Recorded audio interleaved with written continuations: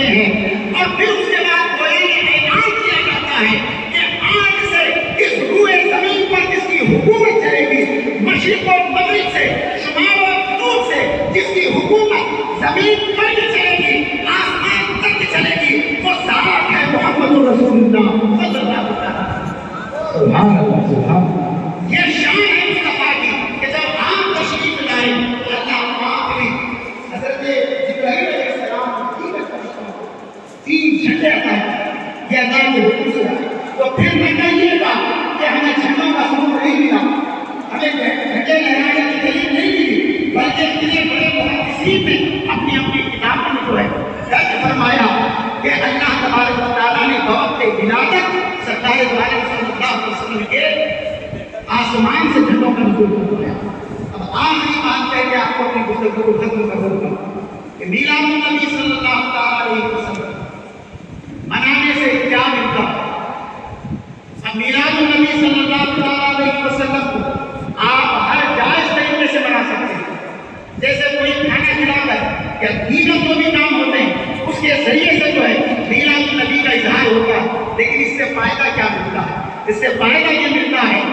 کہ صحیح بخاری اور مسلم کی روایت کے الفاظ ہیں کہ نبی کریم صلی اللہ علیہ وسلم موجود ہیں اور اس وقت آپ کا سب سے کٹر جو دشمن رسول ہے کہ جس کی مذمت میں قرآن مقدس میں ایک سورت نازل ہوئی تبت یدا ابی لہب وتب، کہ ابو لہب جو کٹر دشمن رسول ہے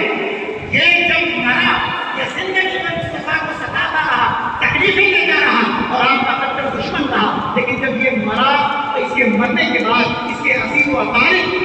میں سے کسی نے اسے خواب میں دیکھا۔ روایت میں آتا ہے حضرت عباس رضی اللہ تعالیٰ عنہ نے خواب میں دیکھا اور پوچھا کہ تو دشمن رسول تھا، تو مصطفیٰ کو تکلیف دینے والا تھا،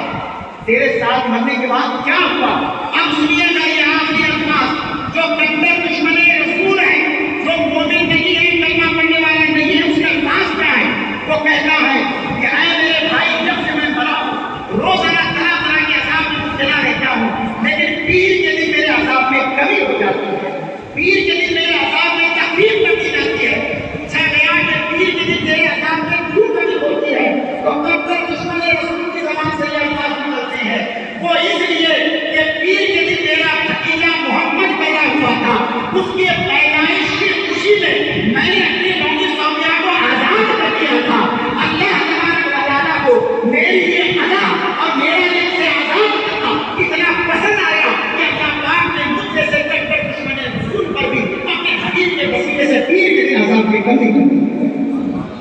اب آپ اندازہ لگائیے گا کہ جب کٹر دشمن رسول کو یاد رکھیے غیر مسلم جتنا بھی خرچ کرے مگر اسے رائے لانے کے برابر نہیں،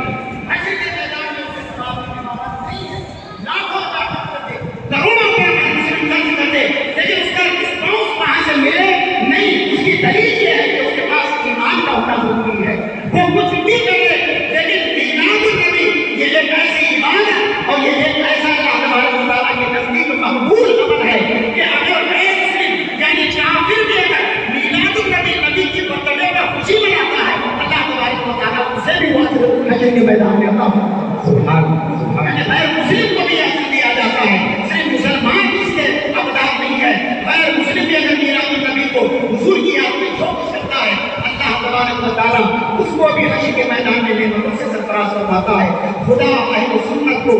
آباد رکھے، محمد کا میلاد ہوتا رہے گا۔ وآخر دعوانا الحمدللہ رب العالمین۔ السلام علیکم۔